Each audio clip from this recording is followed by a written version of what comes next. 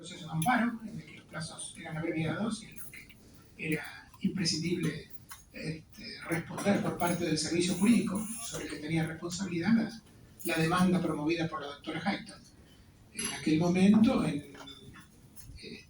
y al igual que lo hacíamos con los juicios de relevancia institucional, jurídica, política, se informaba a las autoridades ministeriales, al secretario de Justicia, a la unidad ministro de Justicia, a través de la jefatura de gabinete de asesores del ministro, y procedimos en el servicio jurídico a contestar esa demanda de amparo de la doctora Hayton. Obtuvo la doctora Hayton, esto es un dato que entiendo que es de conocimiento de los señores legisladores y señoras legisladoras, obtuvo un pronunciamiento favorable del juzgado contencioso administrativo federal 6, creo recordar, alineado con la doctrina del presidente Fay. Doctor, cuando recibe la demanda, bueno, usted dice que era un tema de relevancia institucional. En lo inmediato, a partir de recibida la demanda, de notificado el ministerio, ¿usted tuvo alguna reunión con sus superiores, el secretario de Justicia, el ministro de Justicia? ¿Le han indicado de manera general cómo tenía que enfrentar ese caso? No recuerdo haber recibido ninguna indicación especial de estos temas. Informaba a la jefatura de gabinete de asesores de la unidad ministro. Contestamos la demanda sin recibir en ese momento todavía ninguna indicación especial. ¿Y si recuerda en qué consistió en los argumentos centrales de la contestación de la demanda, es decir, la posición del Ministerio o del Estado?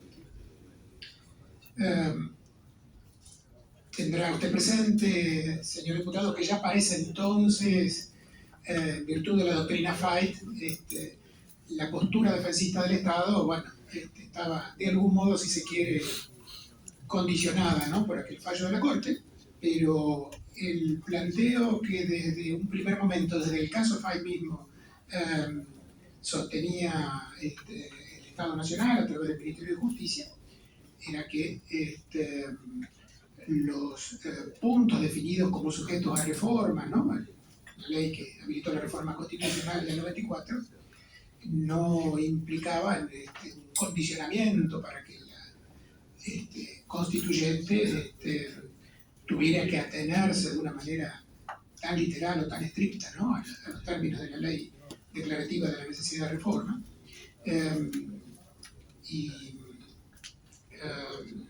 Que en consecuencia la constituyente estaba habilitada para introducir disposiciones como la contenida en el artículo 99.4, ¿no?, de la Constitución, en el sentido que los jueces,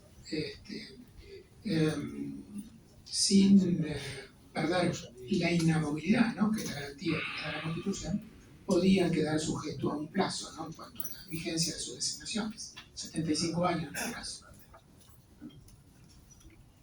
Doctor, lo que tengo en principio acreditado, demostrado, es que quien se encargó de representar al Estado en esa demanda es el abogado Martín Bataller, que intervino con el patrocinio letrado del abogado Marcos Giangrasso. ¿Usted recuerda que hayan intervenido estos dos profesionales y si fue usted el que los designó, o es una designación o una asignación de casos que se hace de otra manera y no desde la dirección que tenía usted a su cargo? O la distribución de los casos dentro del sector de judiciales, ¿no?, de la Dirección de Asuntos Jurídicos, normalmente lo hacía el director del área de judiciales, el doctor Giangrasso, que suscribe como patrocinante, era coordinador, ¿no?, y el doctor Bataller, el responsable primario, ¿no?, de la causa. Esa distribución se hacía en función de la carga de trabajo de cada profesional, ¿no?, para asegurar una distribución más o menos razonable y equitativa, ¿no?, en el esfuerzo. Muy bien. Le voy a repasar o recordar una secuencia una línea de tiempo que por ahí usted no sé si lo tiene tan presente. Pero de acuerdo a este registro, El 26 de diciembre de 2012 se presenta la demanda. El 27 es un primer proveído con vista al fiscal. El 28 de diciembre se produce el dictamen fiscal. El mismo 28 hay un escrito del abogado de la doctora Hayton solicitando se le dé carácter de reservado al expediente. El 29 del 12 se declara la competencia y se ordena informe del artículo 8, es decir, el traslado al Poder Ejecutivo. El 30 del 12 se solicita, se liberó el oficio y el mismo día se ordenó. El oficio fue recibido en la mesa de entrada del Ministerio de Justicia el mismo 30 de diciembre, ¿no? 6 de febrero, periodo de feria, 6 de febrero de 2017 se presenta la respuesta a la contestación de demanda del Ministerio y el día siguiente, 7 de diciembre, pasaron los autos para resolver. Y el 10 de diciembre, 3 días después de autos para sentencia, se dicta sentencia acogiendo favorablemente la pretensión de la doctora Hayton. Es decir, la duración del proceso insumió 13 días hábiles, de acuerdo a estos datos, desde la interposición hasta la sentencia. La pregunta es, según su experiencia, 13 días, ¿usted recuerda que estos son los plazos habituales para esta cuestión, teniendo en cuenta que ya te señaló que había, a partir de la doctrina Fay, había algunos otros precedentes, pero usted recuerda si esto fue un plazo normal, si a usted le llamó la atención la velocidad, lo que usted piensa respecto de ese periodo, ¿no? Más allá de la discrecionalidad del juez respecto del procedimiento. En todo caso, se cumplieron los plazos de la ley de amparo. Lo que ocurre, y esto desde una mirada empírica, es que nuestros tribunales están atiborrados de expedientes, y si a esto le suma el hecho de que el amparo prácticamente se ha ordinarizado, ¿no? Y el foro contencioso administrativo federal, casi todo va por vía de amparo, ¿no? Cuando se demanda al Estado, sí, es un plazo express, si usted me acepta esa expresión, ¿no? Pero dentro de lo que las normas, en todo caso, disponen, ¿no? En todo caso, lo que habría que hacer es que todos los amparos tengan esta celeridad, digamos. Exacto. Bueno, doctor, entonces se recibe o se notifica al Ministerio de Justicia la sentencia que era favorable a la doctora Hayton, y entonces lo que le voy a preguntar es si usted, como recién decía que lo mantenía informado a la jefatura de gabinete de asesores del ministro, eventualmente al secretario de Justicia, ¿usted comunicó esta novedad inmediatamente a sus superiores? Y si como consecuencia de esta notificación o no, recibió una nota que le voy a pedir a la presidenta se la exhiba, que es de fecha 14 de febrero de 2017 y firmada por el secretario de Justicia, doctor Santiago Tamendi. Sí, le pido que diga si esa nota usted la recibió y que la lea, por favor.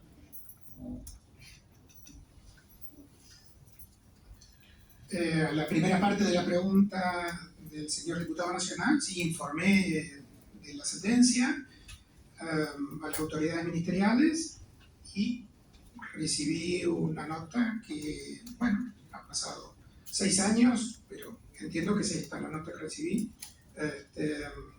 La leo toda, señora presidenta.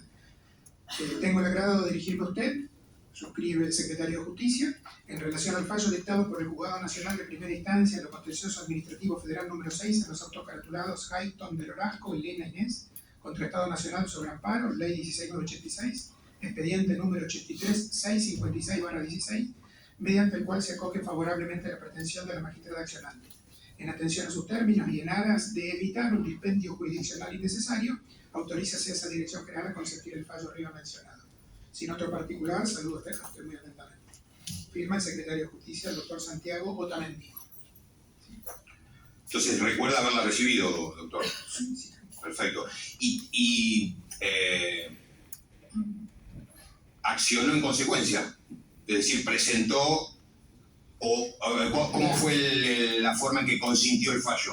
La derivé a la área de asuntos judiciales de la Dirección General de Jurídicos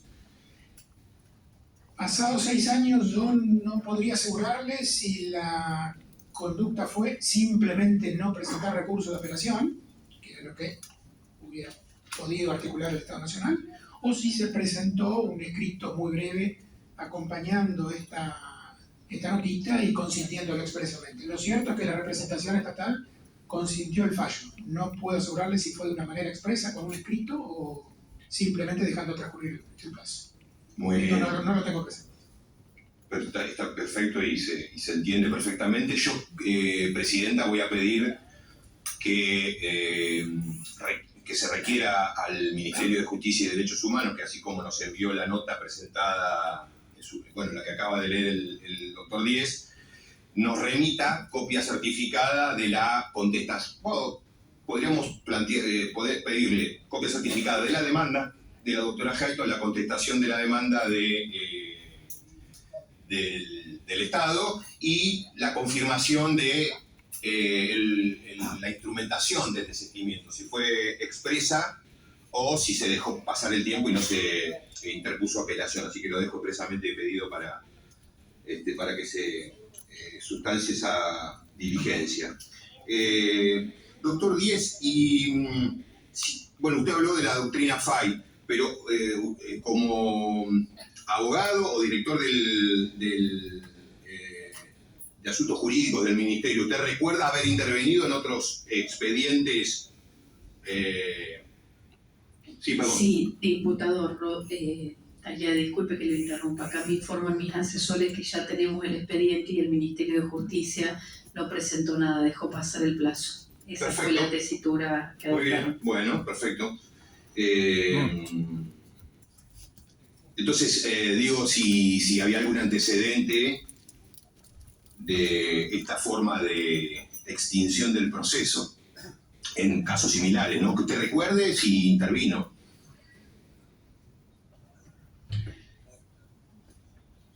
Me tocó intervenir en la contestación de la demanda y en la interposición de los recursos en el caso FAIT. Por entonces era subdirector de jurídicos del Ministerio de Justicia. Después no tuve continuidad con estos temas porque en determinado momento continué mi carrera administrativa en el área del Ministerio de Economía, en el área legal del Ministerio de Economía. Después en la Procuración del Tesoro, en la que fui subprocurador del Tesoro también en un periodo anterior, y me reencuentro con el tema a raíz del caso Haidt, evidentemente, ¿no? Sí. Doctor, en la nota se habla de evitar un dispendio jurisdiccional innecesario.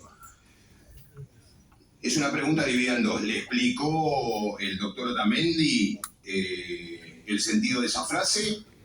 Y si no se la explicó, ¿qué interpretó usted? Digamos, ¿no? Recuerdo haber recibido esa nota, no explicaciones en particular, que tampoco yo estaba en condiciones de requerirlas, por supuesto, ¿no? Por una cuestión jerárquica.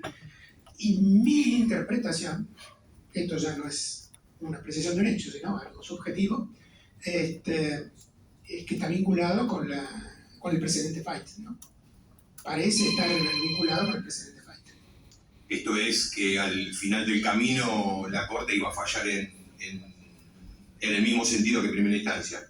Es una interpretación, ¿no? Perfecto, es lo que le estaba preguntando.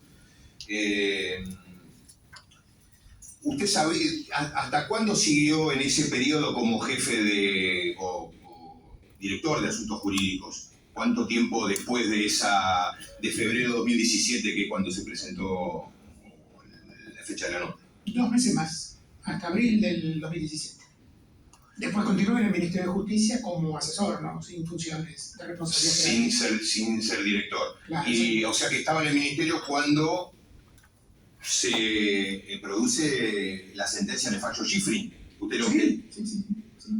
Que en definitiva venía a revertir la doctrina FAI. ¿No? Sí, exacto. ¿Trabajó en algún tema vinculado a Schifrin desde el ministerio?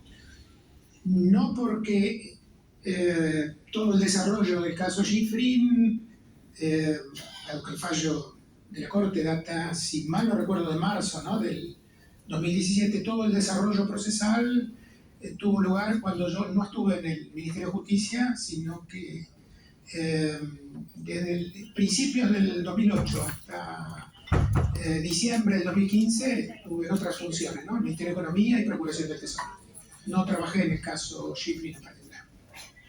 Si bien le voy a preguntar también, digamos, algo que forma parte de su subjetividad, pero usted es un testigo calificado, todos los que tenemos algo que ver con el derecho, escuchamos hablar alguna vez de usted, ya sea por la Procuración o por el Ministerio. En mi caso también trabajé en alguna vez en el Ministerio. Pero le pregunto desde su mirada particular, con tantos años de experiencia, digamos, ¿le sorprendió Schifrin?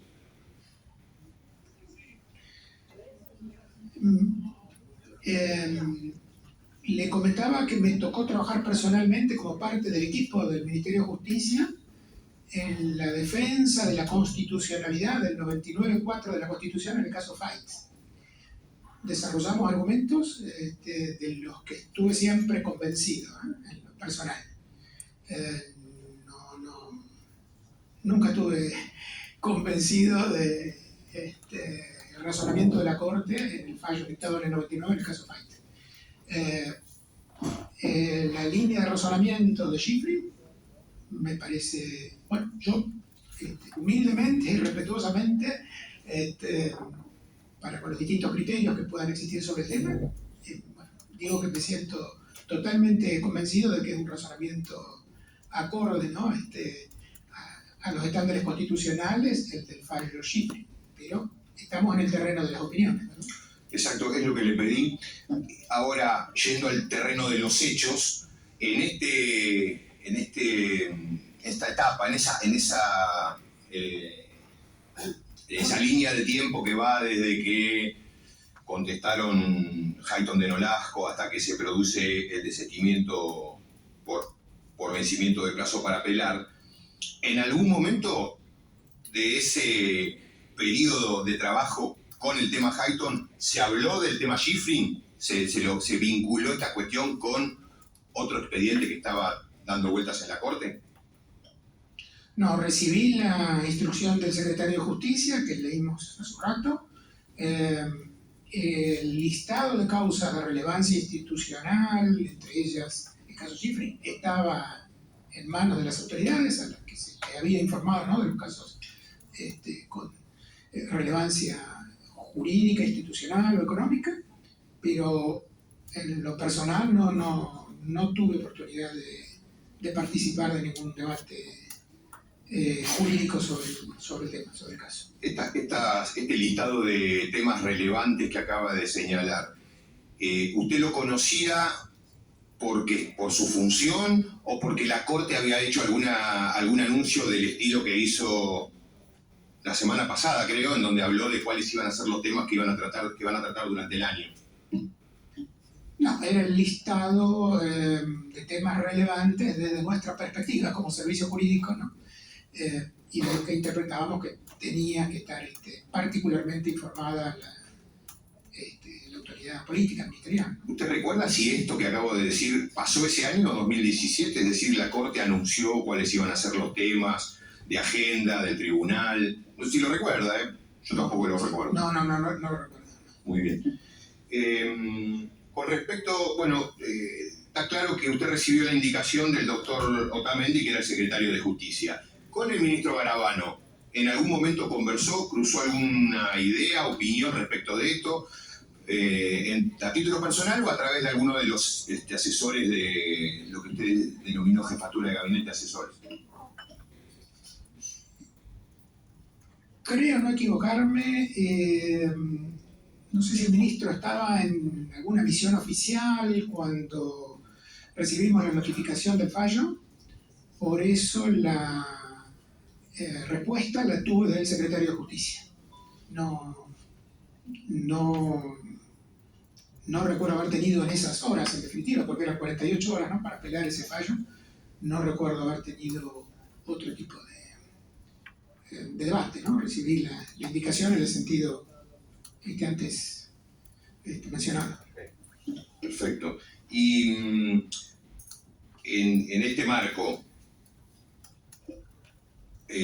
¿alguna indicación particular recibió respecto de los tiempos que se tenía que, en la que se tenía que responder la demanda, o decir los tiempos, o eventualmente una prioridad de este expediente, si hubo alguna definición explícita de la autoridad política en ese sentido, que recuerde usted? No lo recuerdo y creo que la prioridad nos la daban los plazos del amparo, ¿no? Por el trámite express que tiene que observarse, ¿no? Para contestar demanda y en su caso para apelar si es que hubiéramos tenido que hacerlo, ¿no? Muy bien.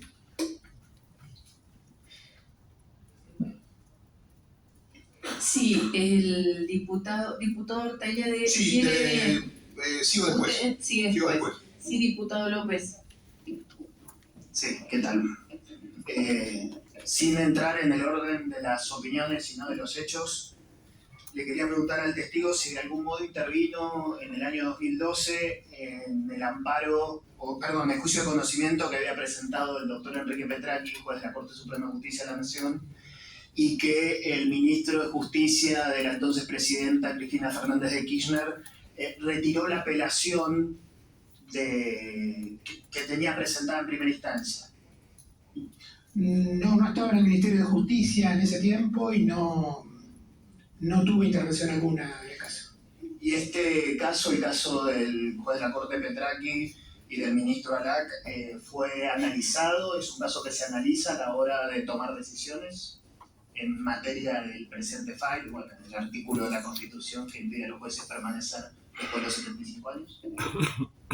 No sé si fue evaluado por la autoridad política posterior. No. Eso ya escapa a mi conocimiento. Por lo menos por el servicio técnico, no. No. Y no sé si me puede decir, no sé si usted lo considera una opinión, por lo menos, por supuesto, lo eximo de la pregunta, pero si era una jurisprudencia pacífica la jurisprudencia del presente fallo del año 92. En el terreno de las opiniones, ¿no? Como usted me lo señala,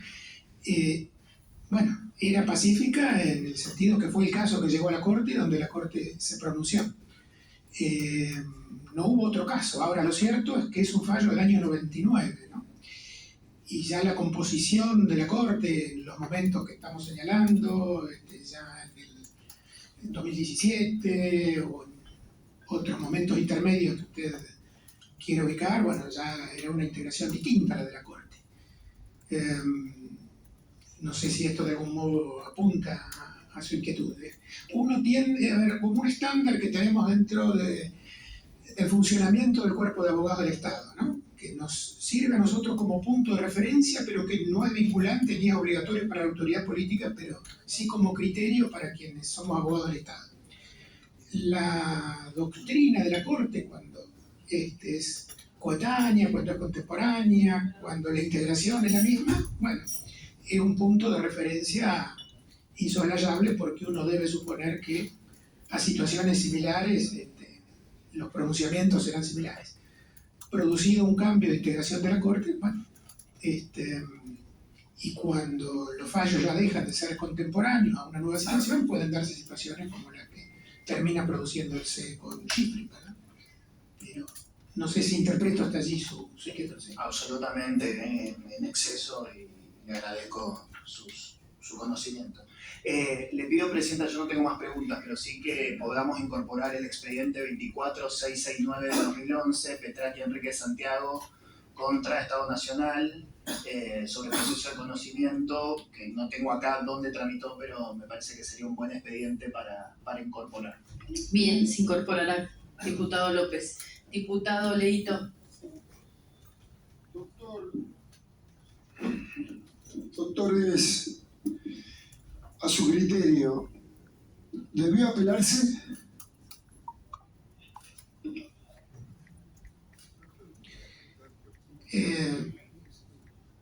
Dentro de las normas en materia de representación judicial del Estado, está previsto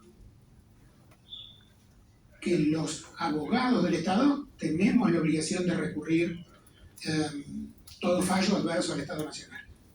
Presentar recurso de apelación e incluso si hay cuestión federal y una sentencia que reúna los requisitos como para habilitar el recurso extraordinario, llegar a la Corte.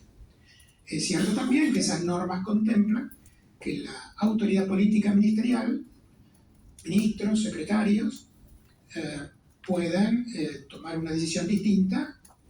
Es una facultad conferida por un decreto, que es el decreto 411 del año 1980, que tiene un texto ordenado por un decreto número 1265 del año 87. Y bueno, es en este marco, ¿no?, que cumplimos en el servicio jurídico en la instrucción recibida del secretario de Justicia. Doctor, usted era director jurídico del Ministerio. En ese momento sí. Los criterios jurídicos en determinados casos, ¿lo establecía directamente usted o usted recibía alguna instrucción de alguien? ¿De quién? Dentro del régimen de representación judicial del Estado, las autoridades políticas, los ministros, secretarios, me remito, por ejemplo, al artículo 67 de la ley 24946, al decreto 411 del 80, que le hacía referencia, las autoridades políticas pueden impartir al cuerpo de abogados del Estado las instrucciones que consideren pertinentes. En ausencia de ellas, los abogados del Estado tenemos que obrar según nuestro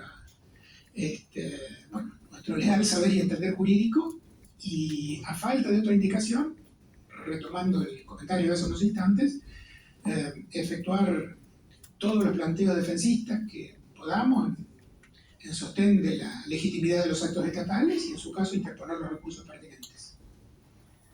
Doctor, en este caso, que no era un tema menor, ¿solamente recibió la nota que le mandaban o hubo alguna reunión precisamente para bajar alguna línea jurídica al cuerpo de abogados que estaba trabajando? No, la nota, no tengo otra precisión. Gracias, doctor, muy amable. ¿Alguien tiene alguna otra pregunta? Sí, diputado Oliveto y después Tagliare. Bueno, siempre parece la dupla, parecemos los pipines en la contabilidad.